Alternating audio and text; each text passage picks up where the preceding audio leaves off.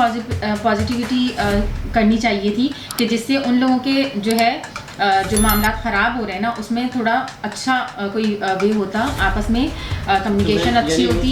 कि आपस में कम्युनिकेशन से मामला उसको और ख़राब किया जा रहा है। मतलब कि अगर एक हो रहा है ना कि वॉर दिख रही है, मतलब वॉर को इतना ईजी समझा हुआ है कि अगर जैसे वो लोग यहाँ अटैक करते हैं या यहाँ से वहाँ होता है तो आप बताएं उसमें क्या होगा।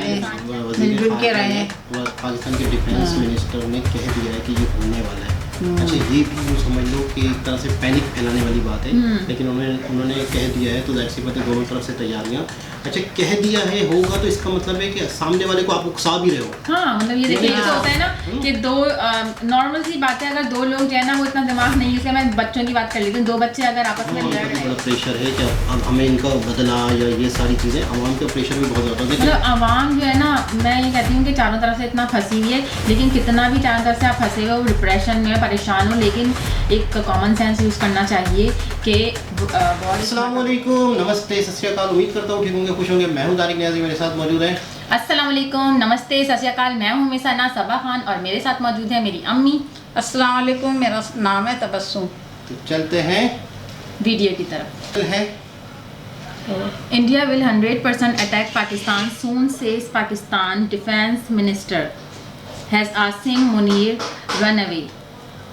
स्टार्ट करते हैं वीडियो को।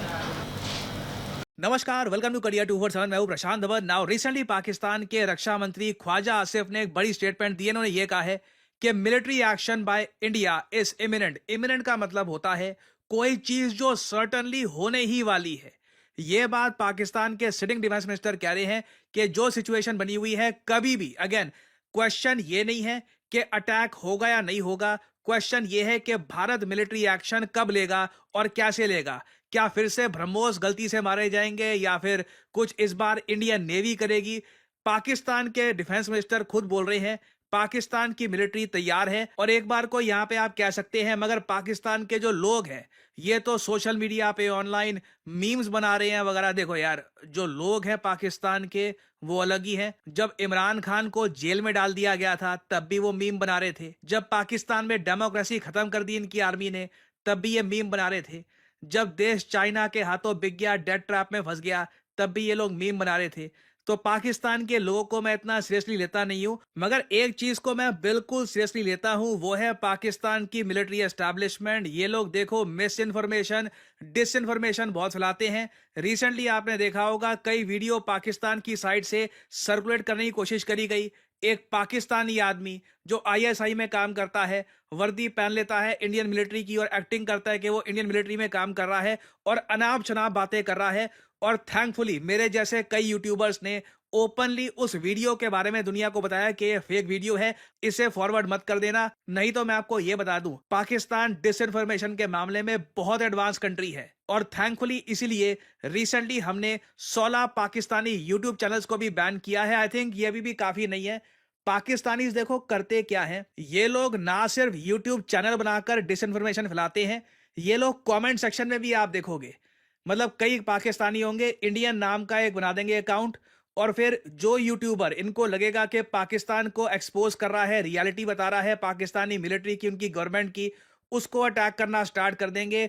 ग्रुप्स में अटैक होते हैं, पूरी वेव्स आती हैं इन लोगों की। और जो यूट्यूबर इनको अच्छा लगता है, जो इंडियन यूट्यूबर बोलता है कि जी ये पाकिस्तानियों ने नहीं किया ये अटैक कश्मीर वाला, या पाकिस्तान को ब्लेम करना बंद कर दो, उसकी कमेंट्स के नीचे ये लोग डालना स्टार्ट कर देंगे अच्छी अच्छी बातें, और उसको वो प्रमोट भी करना स्टार्ट कर देंगे। ये मास स्केल पर इंडियन यूट्यूब स्फेयर को, इंडियन सोशल मीडिया स्फेयर को मैनिपुलेट करने की भी कोशिश करते हैं। तो सरकार ने ये काम अच्छा किया है, बट अभी भी मैं कहूंगा पाकिस्तान का इन्फ्लुएंस कर्व करने के लिए हमको और भी बहुत सारे स्टेप्स उठाने होंगे। क्योंकि पाकिस्तानी देखिए, जो ये गलत इंफॉर्मेशन ये लोग फैलाते हैं ना, ये बाकी कंट्रीज को भी इंपैक्ट करती है। फॉर एग्जाम्पल मैं आपको बताऊं, पिछले 2-3 दिन से ना पाकिस्तानी लगातार ये न्यूज फैला रहे थे कि टर्की ने हथियार भेजने स्टार्ट कर दिए हैं पाकिस्तान को। टर्की से प्लेन आया, सीक्रेट प्लेन, उसने कुछ वेपन्स दे दिए हैं पाकिस्तान को। टर्की इतना डर गया कि इंडिया के साथ रिलेशंस खराब ना हो जाए।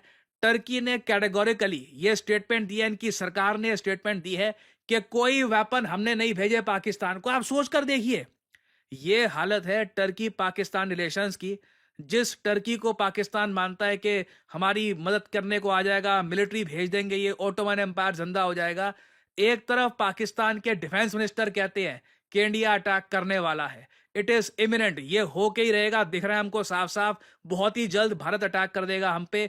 तभी टर्की इस इंफॉर्मेशन को भी बिल्कुल रिजेक्ट कर देता है कि कोई हथियार हम पाकिस्तान को इस वक्त नहीं भेज रहे। और अगर यहाँ पे आपका एक सवाल ये है कि अगर पाकिस्तान जेन्युइनली कन्विंस्ड है कि भारत बहुत ही जल्द इनको हिट करने वाला है, क्या इसीलिए रिपोर्ट्स आ रही है कि आसिम मुनीर पाकिस्तान छोड़ के भाग चुके हैं अपनी फैमिली के साथ, कई इनके जो जनरल्स हैं ये अपनी फैमिली को कहीं और भेज चुके हैं, क्योंकि इंडिया कहाँ अटैक करेगा, कब अटैक करेगा, किस मिसाइल से अटैक करेगा, पाकिस्तान को इसके बारे में पता है नहीं।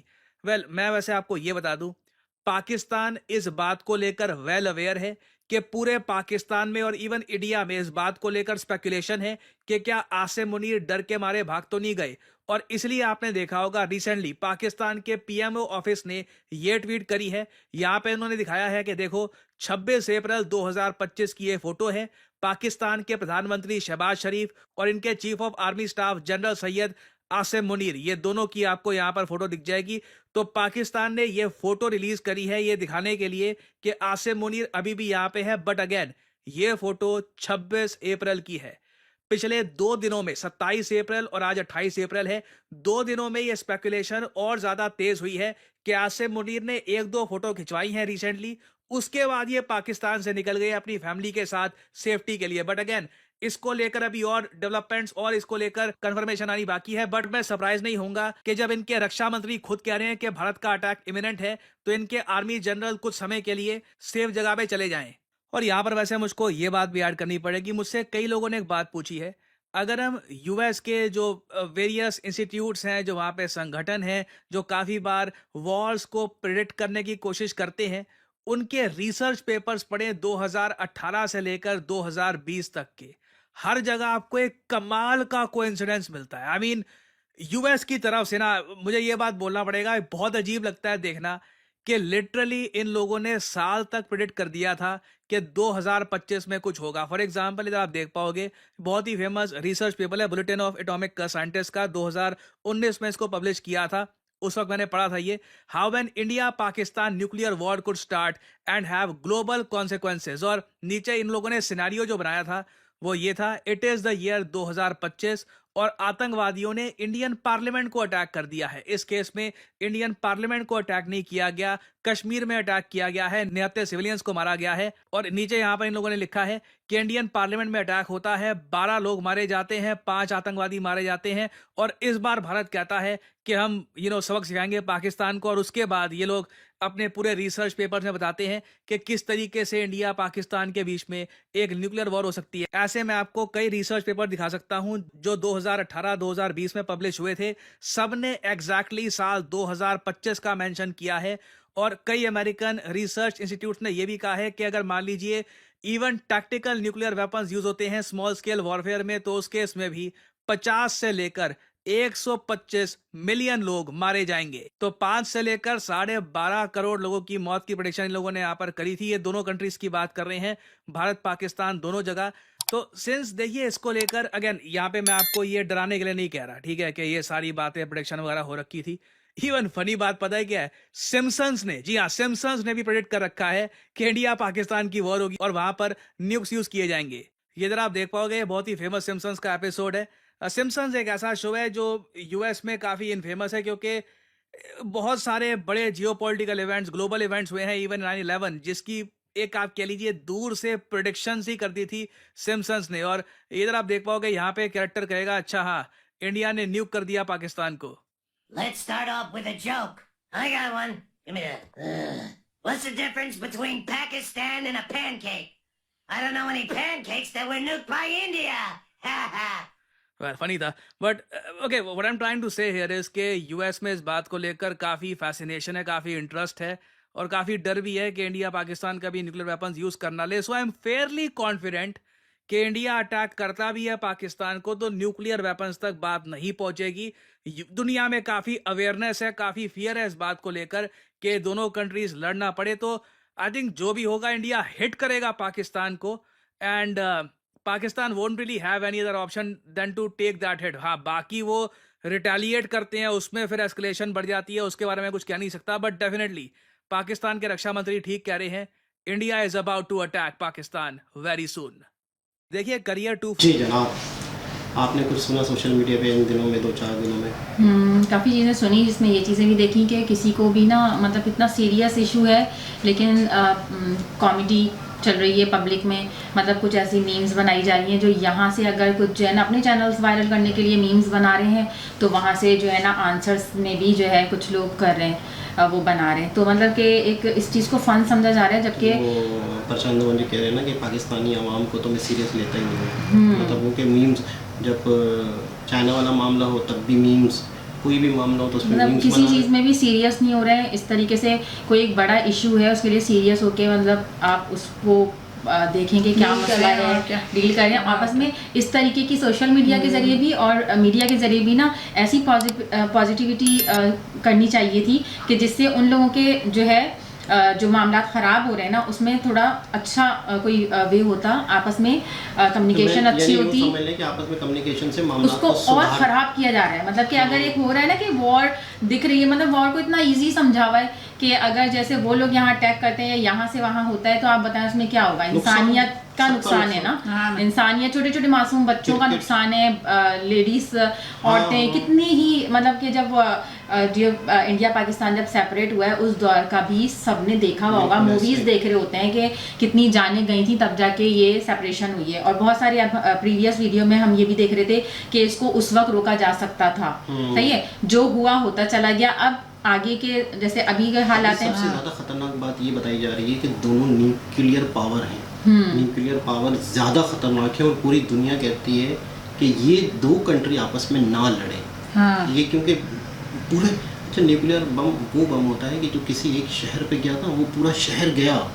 इसमें अब देखिए इंसानियत का नुकसान है। ब्लास्ट तो इतना सा होता है, यानी कि वो समझ लो कि एक जगह पे ब्लास्ट हुआ एटम का, आपने ये भी वो एटम के ब्लास्ट के बाद जो उसकी वेव्स निकलती है ना, ये सुना होगा आपने कि कहीं ना कहीं अगर ब्लास्ट हुआ है तो वो फ्यूचर तक के जो आने वाले बच्चे हैं उन पर इफेक्ट, उसके side effects. Hiroshima Nagasaki Japan में जिंदगी में पहली मरतबा, एक ही मरतबा अभी तक ऐसा हुआ है जापान में।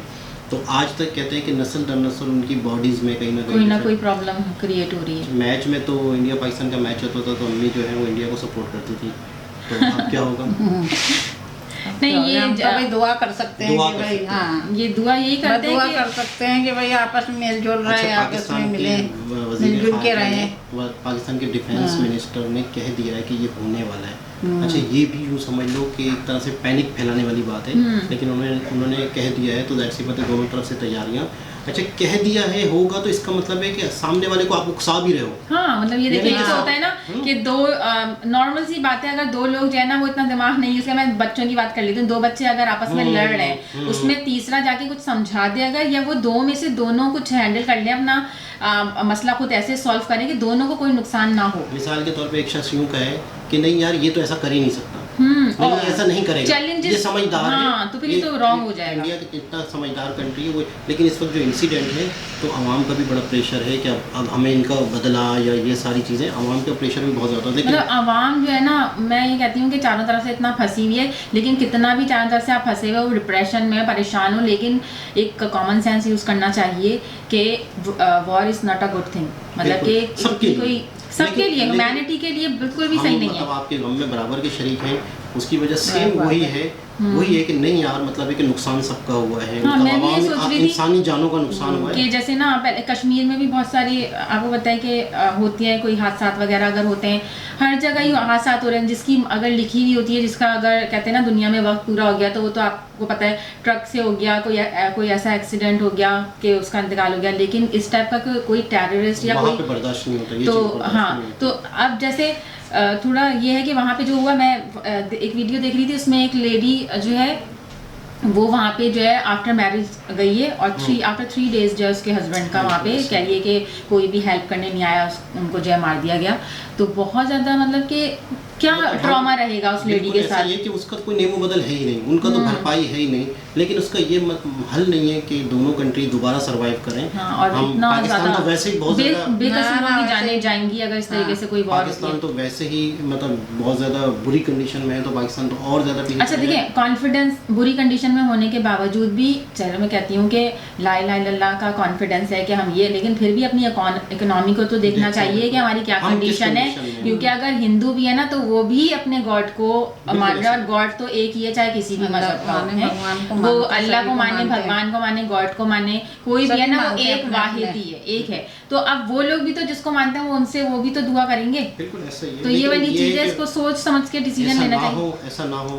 आपने एक वो वीडियो देखी, एक हिंदू लेडी जो है वो ऐसे उनकी जैसे होता है ना स्ट्रीट में माइक सामने कर देते हैं, तो वो काफ़ी जो है ना जज्बाती होके बहुत बोल रही है कि मैं ना हिंदुस्तान में 4-5 साल से ऐसी जगह एक ऐसे फ्लैट में रह रही हूँ जहाँ पे मुस्लिम फैमिलीज़ हैं, तो वो लोग मुझसे आके पूछते हैं, खैरियत पूछते हैं मुसलमान, और जैसे उनको पता है कि मैं वो जो उनका होता है ना कि कौन से वो जो खाने नहीं खाते हिंदू थोड़ा सा ना, मतलब वेज नॉन, हाँ वेज, तो कह रही हैं कि अगर वो लोग लेकर आते हैं तो मतलब मेरे देख कर लेकर आते हैं, पूछते हैं कि आप ये नहीं खाती हैं, तो मतलब कि कह रही है कि हमें तो मुसलमानों से कोई परेशानी नहीं है। ये तो सच है कि इंडिया में हिंदू मुस्लिम तो साथ रह रहे हैं, इस पे तो कोई शक नहीं है, वो तो कोई मतलब वो ये कह रही है कि हमें तो यहाँ कोई परेशानी नहीं है, बाकी यहाँ पे भी पॉजिटिविटी ही होनी चाहिए ताकि आगे मसलों को संभाला जा सके। उम्मीद करते हैं, दुआ करते हैं कि वक्त आने वाला ये वक्त अच्छा हो, बस और अच्छा ये चीज़ ना हो, अच्छा हो। सबके लिए बेहतर है। दोबारा किसी और के साथ आपसे मुलाकात होती है, जब तक के लिए अल्लाह हाफ़िज़।